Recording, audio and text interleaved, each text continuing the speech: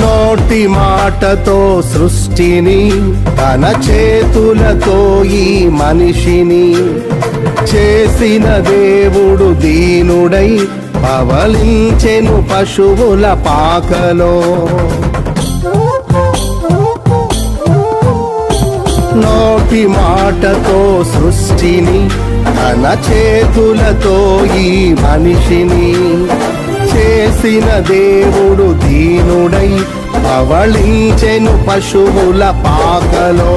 నీ చరిత్రను మార్చు దేవుడు తన మహిమనే నీకిచ్చెను. యూదా ప్రధానులందరిలో నీవు అల్పమైన దానవు కావు. యూదా ప్రధానులందరిలో నీవు అల్పమైన దానవు కావు.